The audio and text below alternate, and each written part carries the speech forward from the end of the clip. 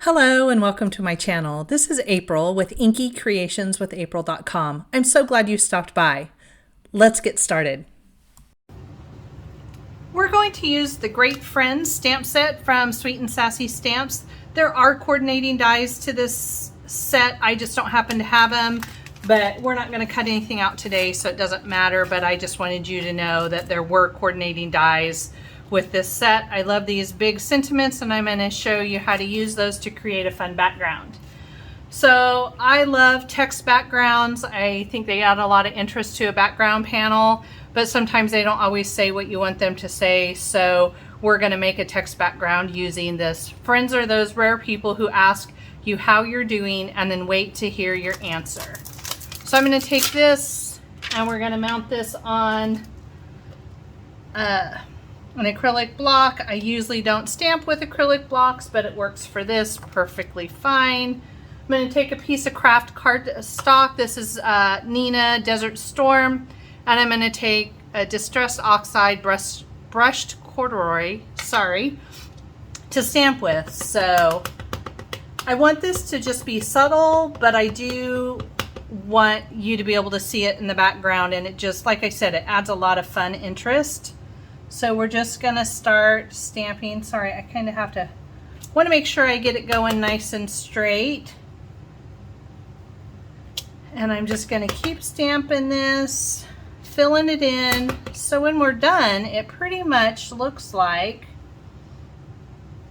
a large background stamp. And I want you to remember that you don't always have to have a big background stamp to make a fun background. And this doesn't have to be perfect. You can see that I kind of smeared it there. I usually do not stamp with acrylic blocks, so. And just gonna keep filling this in. Okay, so I went ahead and continued stamping just as I was showing you, and I filled this all in.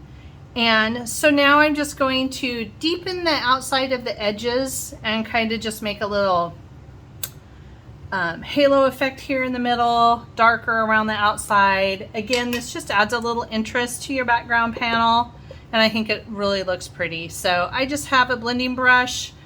I have some washi tape on here that tells me this is for distress oxides.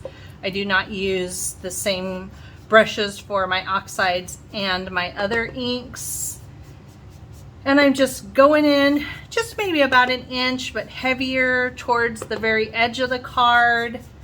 And this goes really quick, especially with the distress oxides. They just blend so beautifully. So once I have that the way I like it, I'm gonna clean this up. Okay, I am just gonna set this aside and let this dry for just a second while I get a couple things out to add a little bit more texture to this.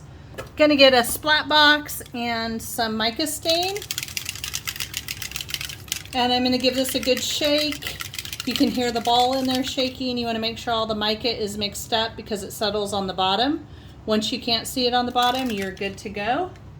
Gonna grab that card panel, put it in there, and I'm just gonna spray a little bit on here to add just a little bit of splatter. You could definitely use a paintbrush if you want. Just gonna spray, make sure it's coming out good, and I'm gonna just press very lightly because I want some of the bigger drops.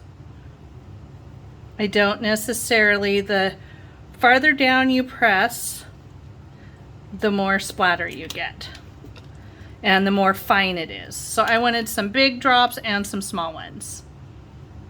Gonna set this aside and let this completely dry. So while that panel is drying, I am going to take, and we're gonna use this fun teapot here with the polka dots. We are gonna be coloring with alcohol ink, so I'm gonna use some alcohol friendly ink. I'm just using the Intense Black from Says Stamp, and I am going to stamp that on a piece of the Desert Storm 2 5/8 by 2 5/8 piece of cardstock. Okay, so here I have that all stamped for you. Usually I would just stamp this on a bigger piece of cardstock and cut it down, but I've previously made this card, and so I knew what size I wanted this. I'm going to use some Olo markers, and I will try to remember to put the lids up here for you to see. And I blend darkest to lightest, and I'm just going to put some music on so you can watch me blend.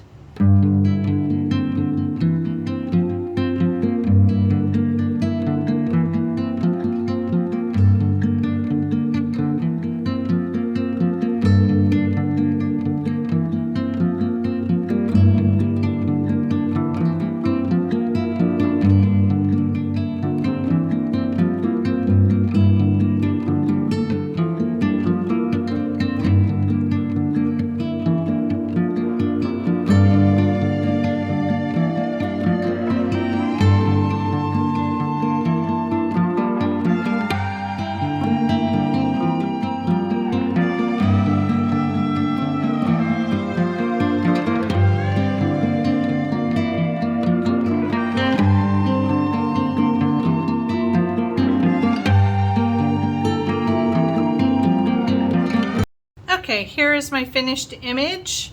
And so if you're not familiar with Olo markers, this is a complete marker right here. You can get an adapter piece and screw two colors that shades that go blend well together with each other, so it makes it really easy to color.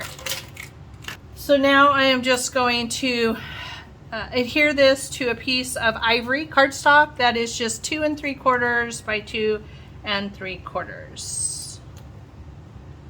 So just putting some liquid adhesive on here and gonna adhere these together. So here it is all adhered together. I just have a very thin ivory border around it. We're gonna grab this panel that we ink blended earlier and we stamped on to create that text background. And we're gonna take and stamp a sentiment on here now. So I'm just gonna use my MISTI to stamp this sentiment, and I want it just right up here in the corner. So I'm just kind of gonna lay this right about where I want it to make sure that I get my sentiment off to the side. We're gonna use "Your friendship means the world to me."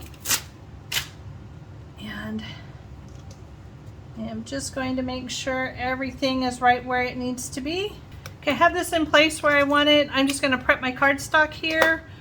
I did have Distress Oxide stay wet a little bit longer, so I did take my heat gun to this, so we should be good to go. But I'm just gonna prep it really good just to be super safe. And then I'm just going to stamp this in VersaFine ink and use some detail clear embossing powder over it and heat set it, and I'll be right back.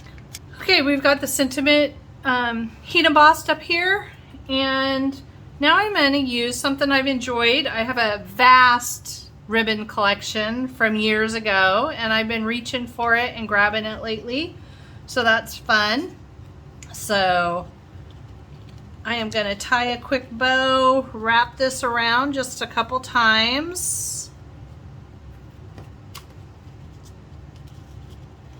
And we're going to tie a cute bow on it, but what I want to do first is to make sure that I have it where I want it.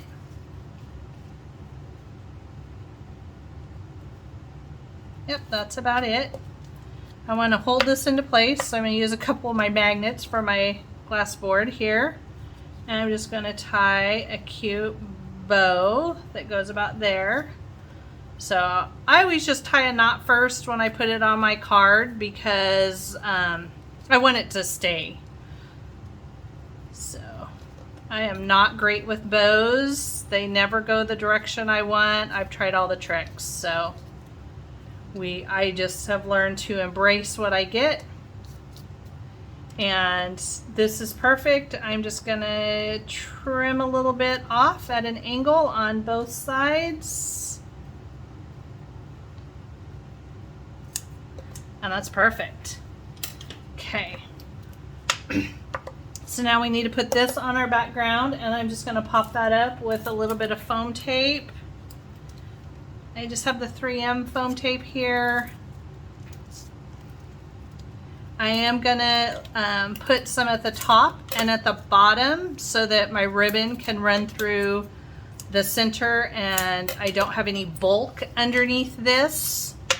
So if you see, my ribbon will fit perfectly underneath there.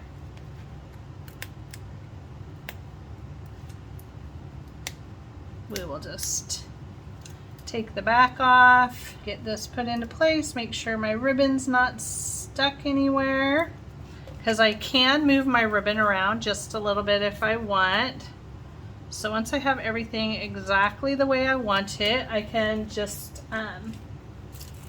add a few embellishments. And I'm going to use these enamel dots, the black and white from Altenew. I've been loving enamel dots lately, and I just pick them up and place them on with a craft pick. And there's several different sizes in here, and you can put extra adhesive down. I've never really had a problem with it, so.